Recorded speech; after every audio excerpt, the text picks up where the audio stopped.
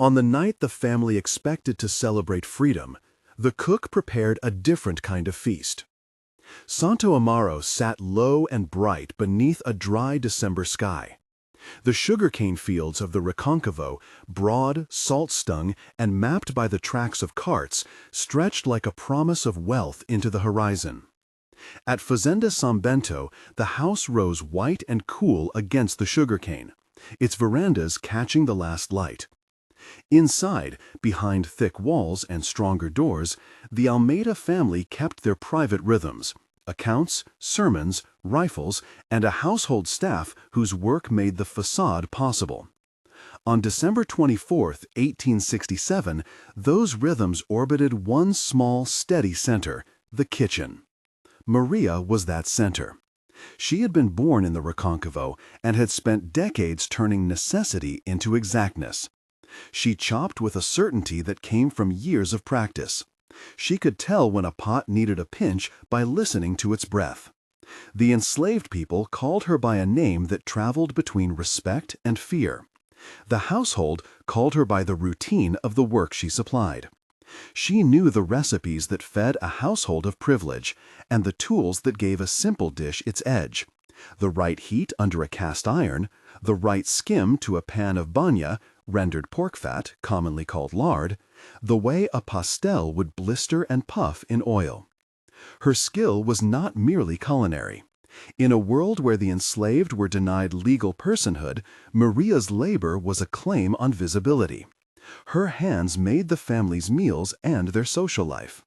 Her memory held the household secrets. She knew which of the colonel's shirts were starch-stiff, which of his sons were light in temper, and which carried the rifle like a right. That knowledge, practical and intimate, was also the archive of a life lived under command. Colonel Teodoro Almeida occupied the top of this household's ledger, a man whose estate yielded sugar to distant markets and who carried the authority of the region in the straight set of his jaw. Reports and local memory agree on his wealth. Contemporary newspapers, like the Journal da Bahia, described him as a pillar of provincial society. His three sons, Antonio, the eldest and a former soldier who liked to mark his authority in clipped commands; Carlos, the middle son, who managed fields with a ledger as much as a whip; and João, the youngest, who was restless and cruel in equal measure, moved through the house with ease. Where they moved, people bent. The system that made them powerful was explicit and brutal. In the Recôncavo, the economy of cane and molasses relied on tight, violent control, punishments that reasserted dominance, fines and sales that shattered families, and promises of alforria, manumission, that dangled like unreachable fruit. Alforria was a word that could make hearts accelerate and mouths smile. It named legal freedom, the formal end of bondage. For the enslaved, such promises were lifelines. For those who controlled them, promises could be instruments of manipulation. It was the promise of alforria that set the clock this winter. According to testimonies later collected and retold around fires and in courtrooms, Colonel Teodoro had spoken of freeing a number of his people, perhaps as a negotiation, perhaps as a reward. The record is not uniform. Newspapers printed sparse lines and local rumor embroidered them. What is clear in both the press and the oral record is that Maria heard a promise, believed it, and allowed hope to lay its hand on her chest. For years she had hidden a note of such wishes deep behind the work. The thought of a name freed on a paper, of Benedito no market as a free man, of a daughter who might one day sign her own name. To Maria, alforria was not a legal abstract. It was the gravity around which future choices could finally orbit. Whatever the colonel's intent, whether he had seriously begun the paperwork or whether he had used the idea as a cane to keep labor steady, Maria took him at his word. She had reason. The colonel's speech had sometimes been oddly public, for the boast made the household look generous.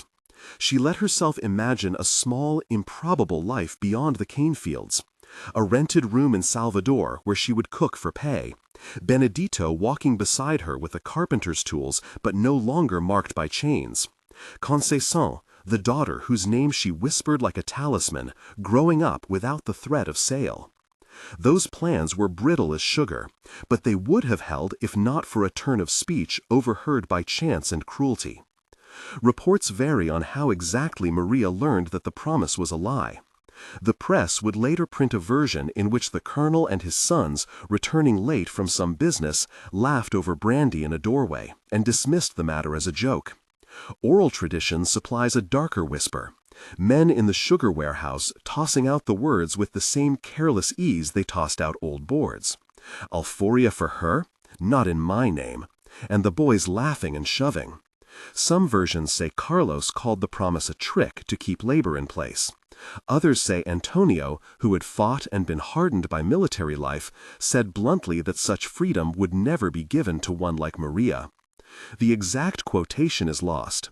When the period press relays the incident, it does so in clipped, social terms. The colonel's family had merely jested. The Jornal da Bahia reported with the politeness of the press that spoke mostly to readers of privilege. In the quarters of the enslaved, the words sharpened into betrayal. Listening became an act of survival. Maria's ears caught the edge of mockery and turned it inward. She carried the ruin of that moment with a quiet that looked like ordinary composure. She did not make a scene that afternoon. She continued to work, to season, to simmer, because urgency was a language she spoke well. Inside, the hope that had begun to map out her future folded and hardened into a different energy, something like cold iron tempered for patience. If the colonel's word had been a joke, then she would treat his joke like an answer. The household, for all its outward order, was a machine of small violences. Punishments were meted out as correcting the account of labor. Missing a bed, a mismanaged ditch, a pot unset. There were public floggings and hidden scars. Joaquim, 15 years old, slight, a boy who had been born on the estate and raised inside the boundaries of the senzala, slave quarters, bore proof of this system. He was small enough to be used as a warning, whipped for a spilled basket or a late reply, humiliated in front of others to teach obedience. His body would later carry the history of the plantation's cruelty, bruises that did not heal, and a quietness that looked like resignation. Reports say Joaquim was whipped severely after a small theft. Accounts differ, as they usually do, and that he died soon after, a casualty whose death mulched the thin soil of the family's conscience. The death of Joaquim is a complicating point in the sources. Newspapers recorded an untimely death and published it with the clinical indifference of those who reported on property and taxes. Oral memory preserved a more intimate, searing account. They say the boy bled in a corner while his mother wailed, and the overseer counted profits in the courtyard. The detail most repeatedly offered in the retelling is not the precise wound, but the way it landed in Maria's chest. A thud that made anger and grief mix into a single workable fuel. Whether Joaquim's death was the decisive event, some retellings make it the central wound, others place it among many hurts. It became in many narratives the point at which Maria's patient resolve hardened into purpose. To speak of Maria's intention solely as revenge would be to flatten the reality. She had the skill of a woman who had learned to make tools of ordinary objects. The kitchen offered both the means and the obscurity she needed. Large pans, steady heat, and the plausible clatter of evening work that would keep her presence unquestioned. In the Recôncavo kitchens, banya was not simply an ingredient. It was the axis of several processes: preserving, frying, enriching.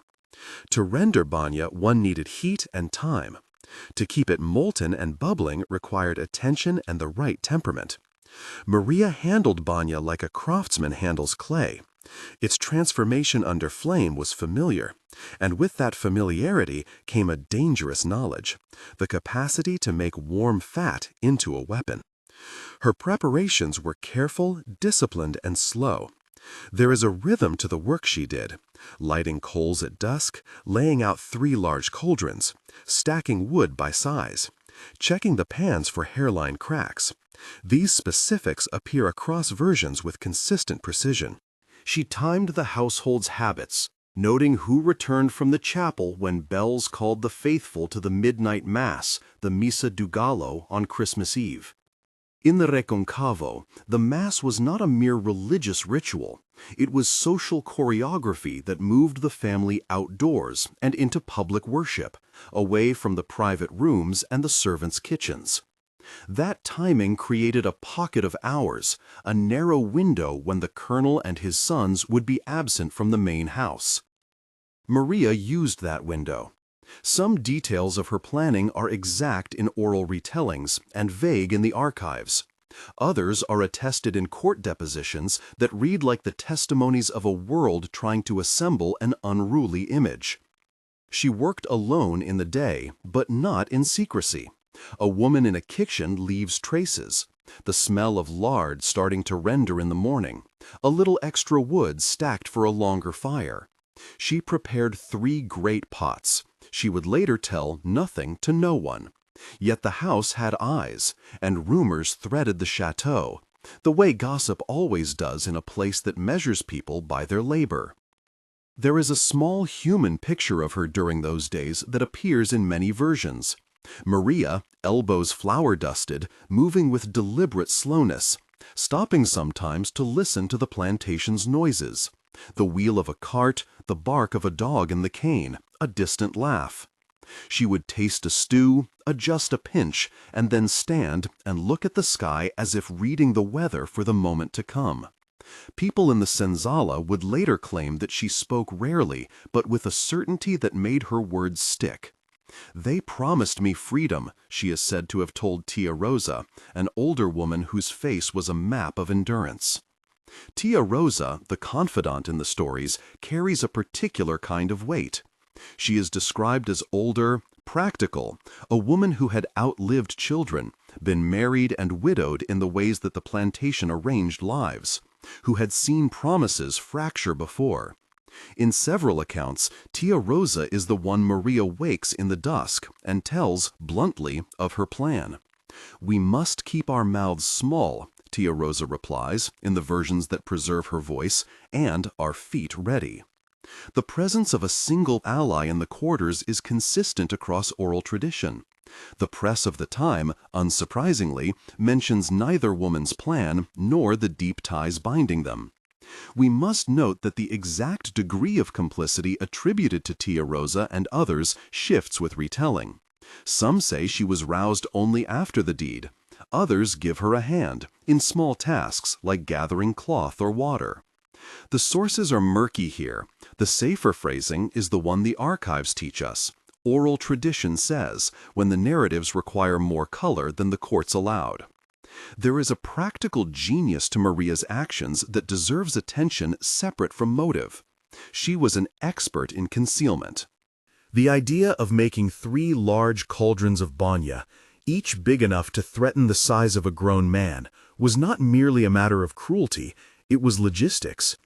Boiling fat needs fuel, and fuel needs a place.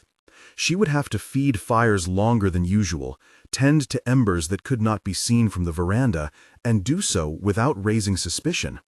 She would need to coordinate the household's noises, the clatter of china, the scrubbing of floors, with the steady, hidden hiss of oil. She knew which of the colonel's sons would be likely to test the kitchen's offerings, which would insist on a private tasting, which would insist on commands delivered as if they were comforts.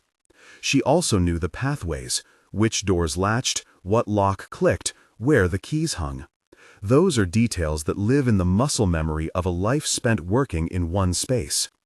In the evenings leading to Christmas Eve, she spent a long time at the hearth, rendering banya slowly until the room smelled like molten salt and smoke. She watched the bubbling fat and thought of how a household measured people by the heat they could stand, the overseer's temper, the colonel's threshold for complaint.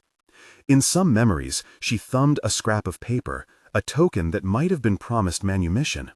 In others, the token is fictional, a symbol of the hope that had been taken. The historical record does not provide the document as evidence. What it does provide, across trials, across newspaper snippets, across retellings, is the fact that she prepared. She prepared 3 pans of lard, The Journal de Bahia would later state, in a way that made the act as scandal as any price of sugar, while the oral tradition embroidered that image into something of a prophecy. 3 cauldrons for 3 sons and the patriarch. To understand why banya holds such lethal potential, one must look at the physics of kitchen work. Fat heated above boiling reaches a point where it violently scalds and clings. A human skin plunged into such liquid will suffer deep injury in seconds. But to reduce Maria's knowledge to a recipe strips the act of its context. She worked in a world where the state refused to call people human. The household was a courtroom without law. She had seen violence done to bodies that were legally property. Her tools for survival and for redress were the tools she owned, kitchen implements and the closures of a house that rarely locked its servants out. In several accounts, the moment she decided to do what she did is not framed as a single flash, but as the accrual of slights, the stacking of small cruelties, culminating in the broken promise and the boy's death. As Maria moved from simmer to plan to readiness, she also rehearsed routes. If the deed was to be done, the consequence would be a hunt. The Recôncavo was not a city where you could disappear without a story. It was a landscape of canals and paths known to all hands. For anyone who would choose to run, Salvador was the obvious place to flee. A city where anonymity increased with population, and where the docks swallowed stories into labor. The idea of becoming Maria da Conceição, an identity that appears in several later sources as her assumed name, would require paper, possibility, and the patience to live a life under a new pronoun. Reports differ on when precisely she conceived of a new identity. Oral tradition often claims foresight and reinvention as part of her plan, as if she'd already sketched the outline of a life that could not be built under the colonel's roof. The household moved toward Christmas as if it were a ceremony that would absolve routine. The family purchased new shirts and allowed themselves an evening to display their piety. The colonel would insist on the best candle for the chapel, and would sit with an expression of a man who believed obligations to be carved in stone. On the 24th, the air itself was full of expectation. Candles were set for the Missa do Galo. The bells would peal. Carts would roll with muffled wheels across the packed earth. And the colonel and his sons would be away from the private rooms long enough for a carefully timed action to be carried out. Maria did not make speeches. She kept to her station. But in the quiet before the bells, there were small, almost theatrical preparations. She lit coals beneath 3 bowls large enough to hold more than a pot roast. She stacked wood in a way that lengthened the burn but disguised it from casual notice. She collected tools that would be heavy to carry afterward and left them in the kitchen where mess could hide intent. She moved through motions that to anyone else would look ordinary. Skimming scum from a broth, turning over a roasting pig, folding dough for pastéis. The pastéis, little fried turnovers of spiced meat and dough, were a household favorite. The colonel's family ate them as a sign of domestic affection. For these same pastries to be the instrument of luring the men into the room was a strategy that took advantage of a man's appetite and his familiarity with the domestic. By evening, the kitchen smelled of butter and salt and something deeper, like animal warmth beneath cold air. The enslaved people in the quarters watched quietly. Some of them remembered, later, Maria's face as a portrait of composed focus rather than rage. Eyes narrowed not in hatred, but in arithmetic. She was a woman calculating time like a millwright calculates a wheel's rotation. It is in these small features, the quiet hands, the steady breath, that retellers place her dignity. When the family went to the chapel, the house shifted its center of gravity outward. Doors closed, carriage wheels ground over dust, voices rose and then fell away. The chapel bells began to call. This is where the sources converge. The colonel and his sons left for the midnight mass. How they left, whether in full dress, whether with a curt remark about the weather, is a detail that changes with recollection. What prompted their absence was the Missa do Galo, an event so common in the calendar that it created an expectation of presence and absence, of movement away from the house and into a public display. The absence was the space Maria needed. It was small, an interval of a couple of hours, but Maria understood how a spearhead could fit through a small opening. She watched the carriage disappear down the lane, the wheel's rhythm diminishing like a heart slowing in a cool room. Inside the kitchen, the lamps cast long, honest shadows. The cauldrons, 3 in number, like a grim chorus, glowed over the coals. The banya shimmered and began to breathe cloud-thin steam. Maria stirred, checking thickness, the way a cook checks a child's sleep. Her hand moved with habitual grace, but beneath the grace was a hardness that had built up over years of small indignities. Around her, the house exhaled. The senzala slept in low breaths. Tia Rosa covered a pot and listened for the bell that would signal the end of Mass. Maria bent to her work, thinking of the future like a map she had to draw with a steady hand. There was something austere in her preparation, no gloating, no fevered talk. She moved as if carrying out an ordinance long known to her body. The task required cold precision, stoking the fires so the fat would hold a high, dangerous heat for the short span meant to do what she intended. She checked the door's latch again, the one that separated the kitchen from the wider house, a simple catch whose ease belied its importance. It would not be the sound of a struggle that called attention, it would be the later discovery. As the bells tolled and the men knelt and sang, Maria's hands did what many hands in that house had taught her to do, make food to ease others' consciences. Only now the food was a lure. She set the pastés on a plate, their pastry puffy and inviting. She dressed them with a care that bordered on ritual, forming the little edges by pinching the dough just so, as if the act itself required a kind of solemnity. To make a domestic offering of something that would call men into a closed room was to know precisely how trust and appetite could be weaponized. We must pause a moment and mark what historiography asks of us. Some elements of this sequence, 3 cauldrons, the use of pasté as bait, the precise timing, appear in multiple sources, both in contemporary press snippets and more fully in oral tradition. Where contemporary records exist, they are often couched in the voice of the household or the bureaucracy, short depositions, notes of arrest, and a later criminal inquiry. In the quarters and the marketplaces, in cordel verse and songs that would be published years later, the story gained texture and a kind of moral geometry. For the purposes of understanding cause and effect, it is sufficient to say that the timing of the Mass and the kitchen's readiness are widely attested.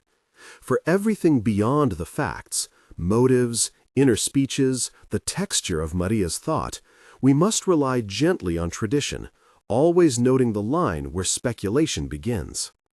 The night that followed was the hush of a place unaware of its rupture. The colonel knelt in the chapel and confessed a litany of sins that did not include the most immediate ones. His sons put their hands together for a prayer and left with the notion of a household still intact. Back at Salbento, the kitchen clocked quieter minutes. Maria arranged the final pastry on a platter and wrapped a napkin as if preparing a gift for a family whose taste she understood better than their conscience. The preparations were nearly complete when a small sound, a foot on a stair, perhaps the creak of a servant double-checking, made Maria still her motion and test the room's silence. She closed a lid and waited.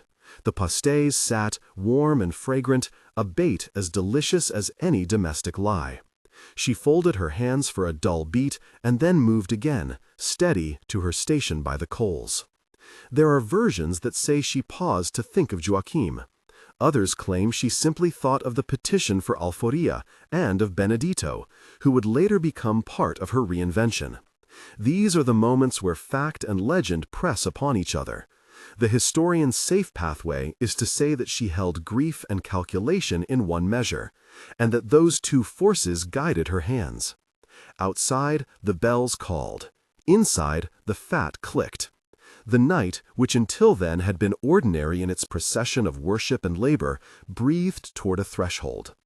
It is at this threshold, the last minutes of the household's ordinary pattern, the last embers before the action that would change the Recôncavo's memory, that the story tightens like a drawn bow. Those who retold the tale later, poets, pamphleteers, the owners of cordel literature, captured the tension with the relish of those who have watched a drama unfold. The newspapers, in their stiff columns, recorded arrests and rumors. The Senzales songs kept a lower, sorrowful rhythm. Both kinds of record agree on this much. When the colonel and his sons left for Mass, the house shifted its axis away from them and toward a kitchen where a woman with knowledge of heat and a heart full of broken promise prepared to answer a lifetime of small violences with an act that would be remembered for decades. What neither the papers nor the songs can tell us with certainty is the interior climate at the precise second before the threshold broke. Whether Maria's hands trembled, whether she tasted ash on her tongue, whether she felt remorse or only a chilly resolution. Oral tradition loves to paint a portrait of composure, Maria as calm, unbowed, a figure of absolute control. Some depositions hint at something like inner resolve. Others are mute. For the historian and the storyteller both, the prudent posture is to say that she was determined, that she calculated, and that she acted out of a complex braiding of grief, betrayal, desire, and a desire to remake a life that had been denied to her. As the Mass bells tolled the end of the long vigil, the house remained unaware. The colonel and his sons, in their fine cloth, would soon walk back through the gates, tasting the satisfaction of piety and family. A woman in the kitchen watched the fat and listened to the world. The pastés waited on a platter as if to say that the ordinary could still be offered as balm. In the black light before their return, Maria did something simple and irreversible. She checked each cauldron's temperature with a practiced hand, adjusted the coals, and set the plate in a place she knew the colonel's sons could not resist. She tested the latch, listened for the carriage, and took a breath the way someone who has decided to cross a river takes one last look at the water. Then she waited, not with rage, but with an economy of movement that made the moment thicker. The carriage wheels returned in a sound that had once brought a different kind of security to Maria's life. They moved over the courtyard and slowed. Someone called her name, perhaps in passing, perhaps not. The last ordinary moment settled into place. The step of a foot on the threshold, the clearing of a throat, a polite question about the quality of food. The house, unwitting, continued to be itself. And there, with the bell's echo still moving away toward the chapel, and with 3 cauldrons whispering their heat, Maria stood in the center of a decision whose consequences would spread like oil on water. She kept her hands busy. She kept her face like a calm sea. She had allotted herself a small measure of time, precise, measured, and finite, and inside that measure lay all the possibilities of escape and the risk of capture. She had prepared her tools. She had sharpened her resolve. The rest would be a matter of timing, of the appetite of men, and of whether the house's own practices would betray it more readily than the world ever had. If you want to know how a cook turned pain into one of the most shocking acts of resistance in the Brazilian Empire, stay with us until the end. The carriage wheels slowed and the courtyard breathed a last polite sigh. Colonel Teodoro and his sons stepped back over the threshold in the warmth of their lamps and the smug afterglow of prayer. They moved with the ease of men used to being waited on. Maria greeted them as she always had, composed, hands flour-dusted, voice even. She set the plate of pastés on a side table and offered one with the small courtesy correct in that house. "Try them, Father," Antonio said first, a clipped command made to sound like intimacy. Carlos smiled and took 2, a hand that had never learned to keep distance from other people's bodies, and João, restless and quick to test authority, reached for the plate with a grin. The door was a latch and a custom away from shutting the rooms of privilege into isolation. When the 3 young men moved toward the kitchen counter, Maria moved too, Not with a flourish, but with the slow, unremarkable gestures of someone clearing a plate. She spoke only to answer a remark about the crust, to call attention to a seasoning. The men, confident and full of the night's piety, bent over the little pastries as if they were reclaiming a domestic triumph. Content warning: the next passages describe a violent act and its immediate physical consequences.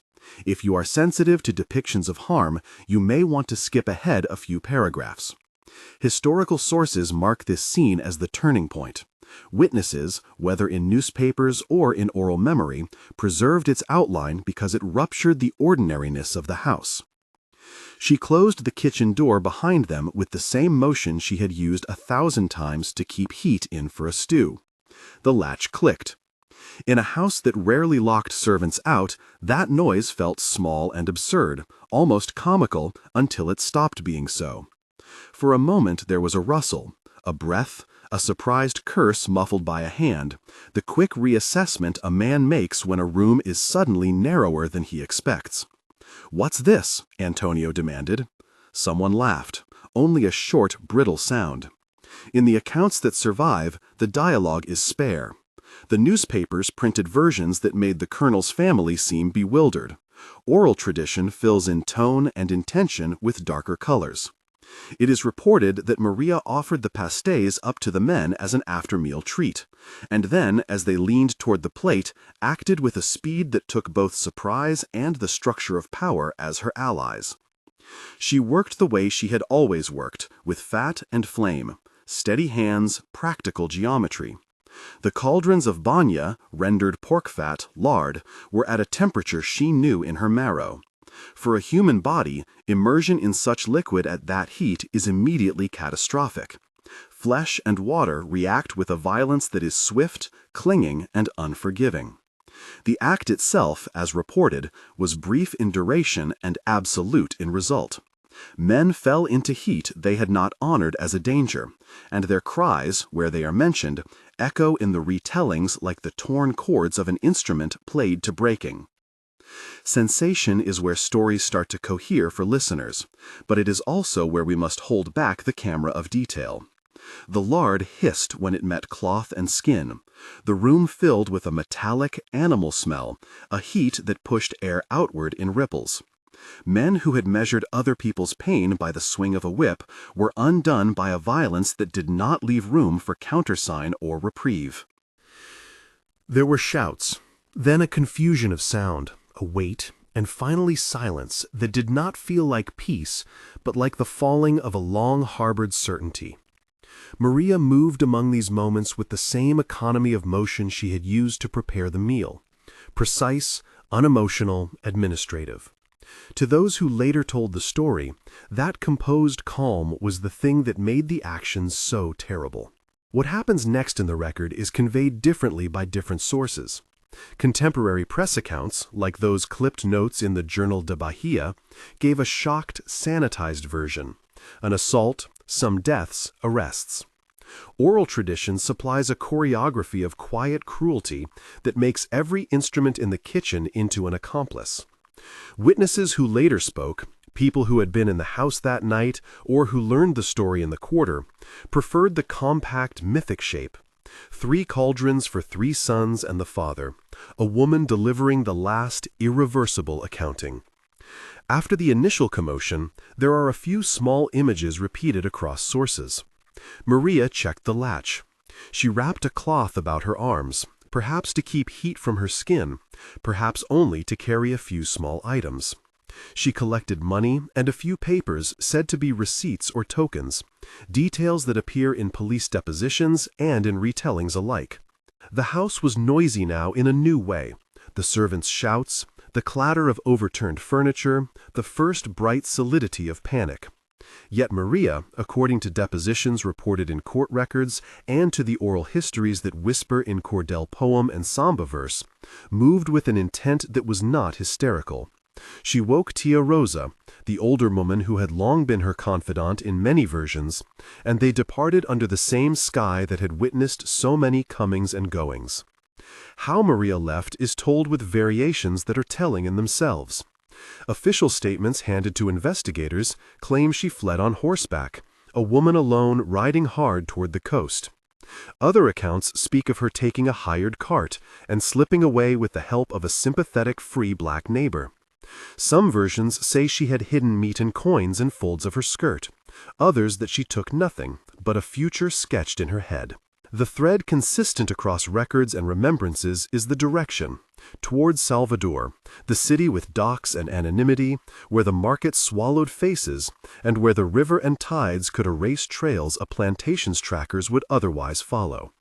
By dawn, discovery had altered the household's axis. People who had slept through the night's rituals woke to a different gravity. Those who found the colonel and his sons could not, in a sober way, restore them to the rooms of power they had occupied moments before. The house became a theater of official response. Shouts summoned overseers, a rider was sent to the nearest town, and local authorities began to assemble evidence in the way provincial bureaucracies know how, slowly, and with the interest variable between neighbors and notables. The first official steps were necessarily practical and shaped by the language of property and order. Delegado Dr. Luis Gonzaga, the local magistrate whose name appears in depositions of the inquiry, arrived with notes and a kind of procedural concern for what it meant that men of property had been killed in their own home. Contemporary press relayed the event with both gossip and a moralizing tone. An atrocity at Fazenda San Bento, the Journal da Bahia wrote in the days after, its paragraphs thin with the indignation appropriate to its readership. The paper framed the event as a shocking breach of domestic sanctity, and then moved to the mechanics of arrest and the need to restore order. Order, in the social meaning of the time, required followers. Men on horseback scoured paths in directions the tracks suggested, toward the river, toward the nearest crossroads, toward Salvador. The police at the time had resources limited by budgets, and by the maze of private interests tied to the sugar economy. Plantation owners offered men, guides, and reinforcements. A manhunt is also a social event, a gathering of fear that organizes people along lines of class and power. Plantation owners worried for the security of their household routines. The enslaved and those who worked near the estate worried for the consequences that would inevitably follow.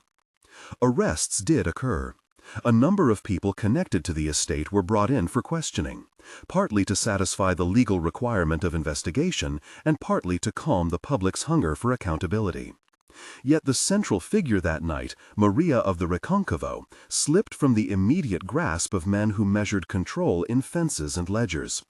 Whether she was seen by a posse on the road and missed, or whether she had a small window between discovery and pursuit in which to disappear into the vast geography of the Recôncavo and then into Salvador, is a point where documents and memory diverge.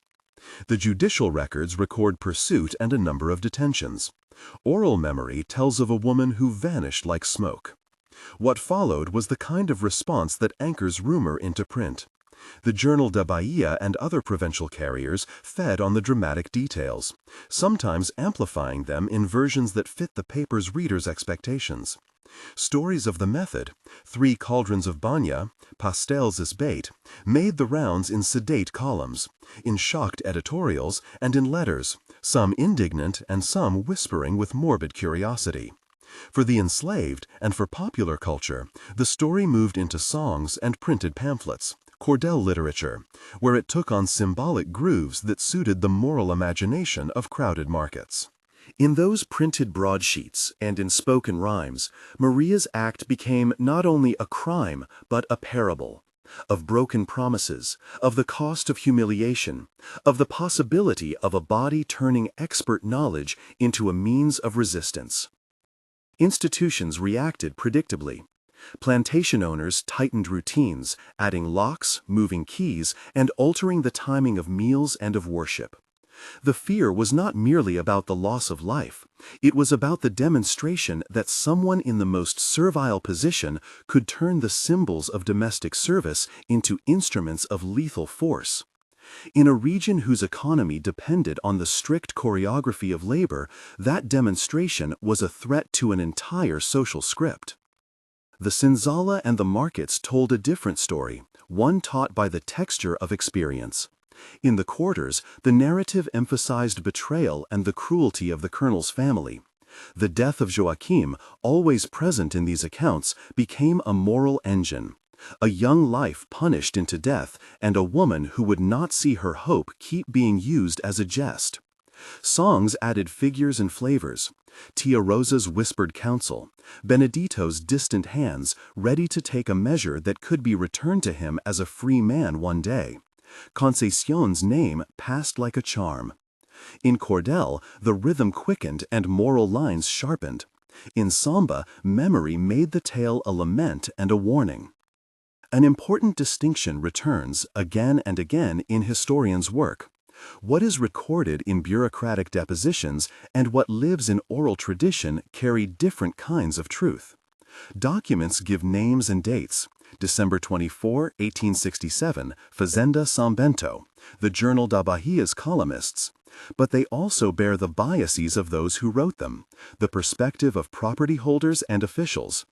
Oral tradition preserves emotion, motive, and the moral geography of the oppressed, but it is flexible, imaginative, and sometimes polymorphous in specifics like the size of cauldrons or the exact words exchanged. A balanced account must carry both. Report said, and oral tradition says, each placed where it belongs, each explaining a different relation to truth. The legal aftermath stretched in the predictable way of provincial procedures. Inquiries were opened, testimonies were gathered. Men of the household were questioned in a manner designed to restore a narrative of sovereign continuity. The press leaned into sensationalism because the story allowed either moral outrage or voyeuristic interest. Both worked to sell columns. Some rumors suggested Maria had been betrayed afterward by a confidant. Others insisted she remained unseen. Some witnesses would later testify to seeing tracks that led to waterways.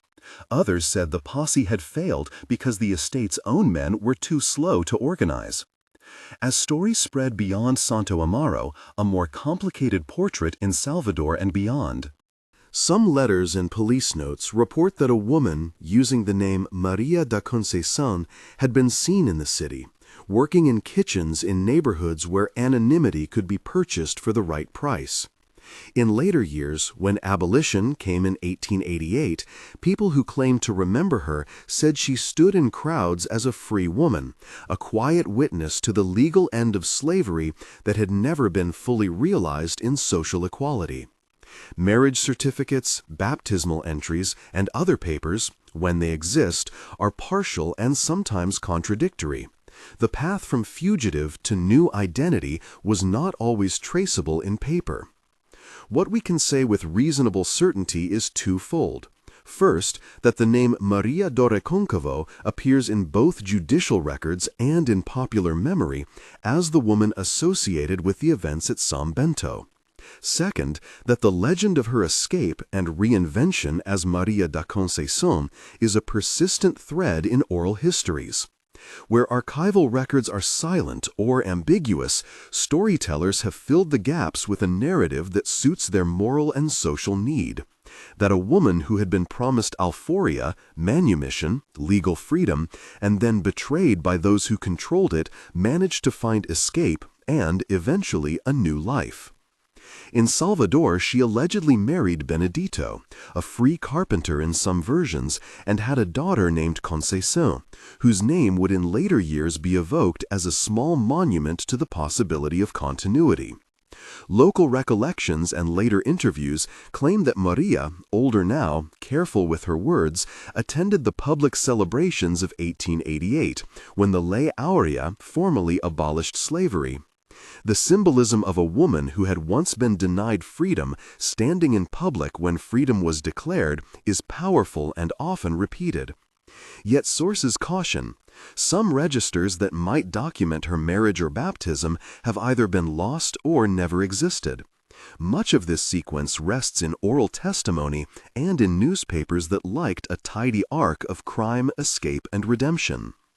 Another persistent, contested element is the question of Maria's final fate. Some claim she died on December 24, 1905, the same date on which the original event had unfolded, an ending that Cordell poets found almost too neat to resist.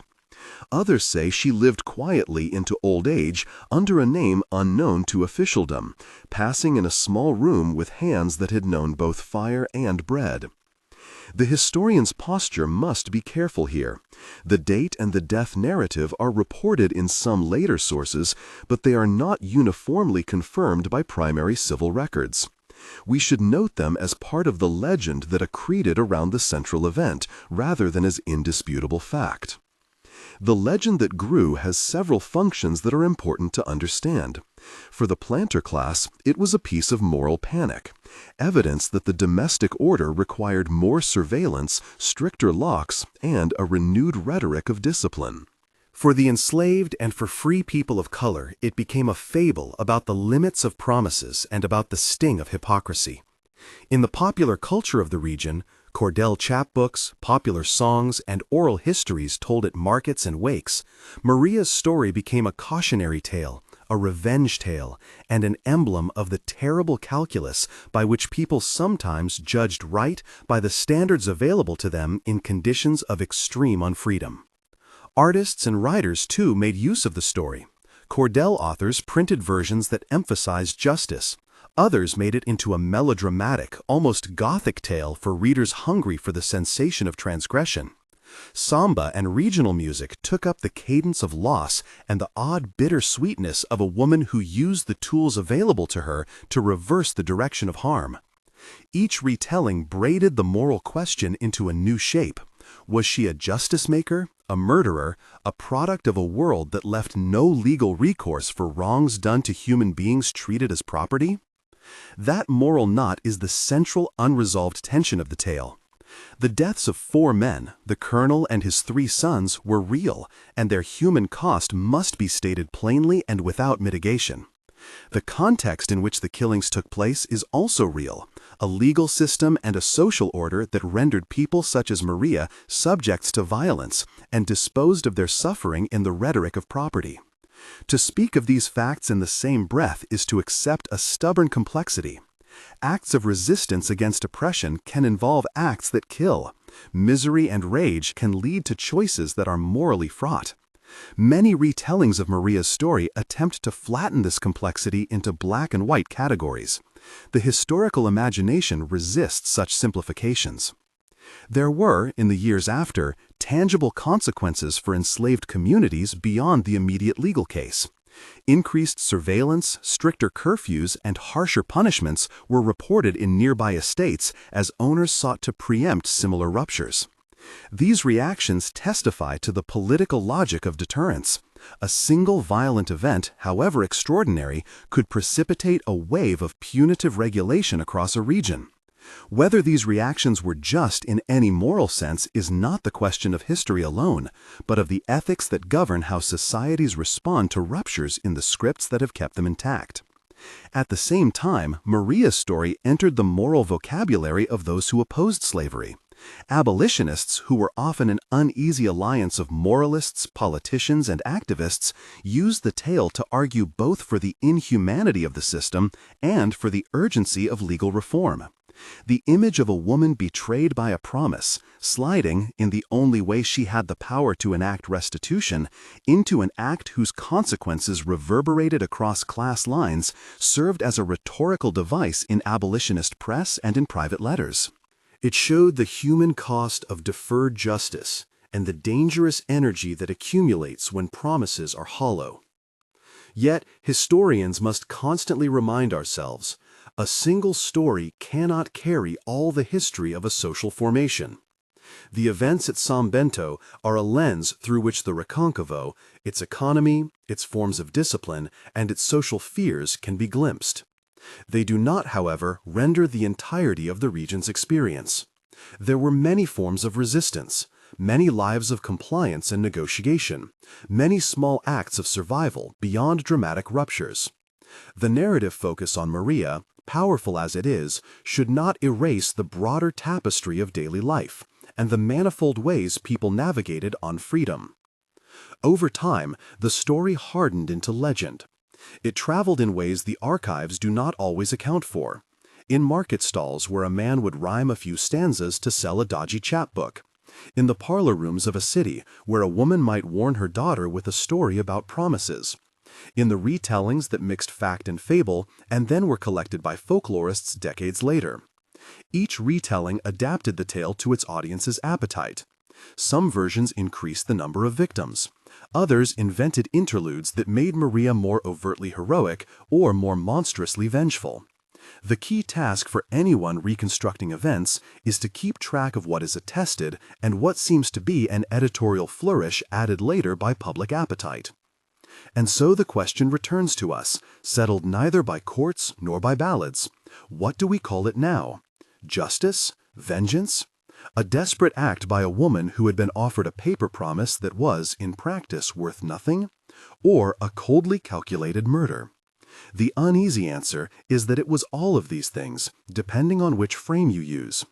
To many in the enslaved community, it read as the last, tragic instrument of retribution against a world that refused to honor a single thing as simple as a promise. To many in the planter class and in official circles, it was a monstrous violation of the social order, a crime requiring a display of force to reassert dominance. When the legal dust settled into the slow archival grain of the region, some records recorded arrests and trials, and others recorded only rumor. Some documents were lost or destroyed, an unsurprising fact in a place where paper often outlasted the motives of the men who wrote on it. Oral tradition, resilient and imperfect, continued to carry the story with a fidelity to emotion that official records lacked. Cultural memory preserved both outrage and sympathy. It made room for horror and for a recognition of the structural causes that propelled Maria to that night. Decades later, when abolition had legally arrived, the story of Maria of the Recôncavo had already become a regional touchstone. She appeared in pamphlets and poems, in local theaters, and in songs that lamented and sometimes defended her. In the narrower scholarly literature, she offered a case study: how promises of freedom, even when intermittently offered by owners, could be used as instruments of control. How everyday expertise, the knowledge of fat and flame, could be transformed into something with political consequence. And how legend grows out of unresolvable moral situations. In the final pages of those retellings, the image that often endures is not of the violence itself, but of the long shadow it cast. Plantation owners locked doors differently. Families tightened the choreography of worship and meals. Neighbors told their children the tale to warn them about the consequences of cruelty. At the same time, descendants and storytellers in neighborhoods of Salvador and the Recôncavo kept Maria's name alive as a sign that promises could be weaponized, and that sometimes the least powerful among the oppressed had the knowledge and the nerve to act back. We close with the question the story insists upon, rather than with an easy verdict. A woman who had been promised freedom, and who saw that promise mocked and repurposed as social theater, is her decision to answer with blood and heat a form of justice or simply vengeance? The two are not mutually exclusive in a world where the law refused to give redress, and where violence was the currency through which power hardened itself. History can describe motives and contexts. It can suggest sympathies and enumerations of cost. But it cannot fully resolve the moral calculus performed by a person who has tasted the slow cruelty of a society and chosen a radical, final method to answer. What matters, perhaps, is memory. Memory preserves both the horror and the reason that made it possible. It remembers Joachim and the petty violences that led to his death. It remembers the name Concession whispered like a promise. It remembers a woman with skills so intimate it became her instrument. And it asks us, in our turn, how the stories we tell will carry the weight of both suffering and accountability. We leave you with the question we opened with. Was it justice or vengeance? Tell us what you think in the comments. Your perspective matters for how we keep remembering.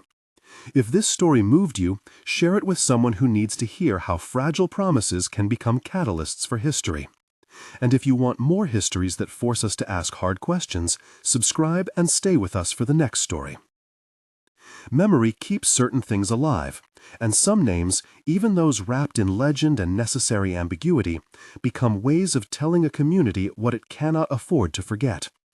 Maria of the Recôncavo, whether seen as avenger or victim transformed, remains one such name.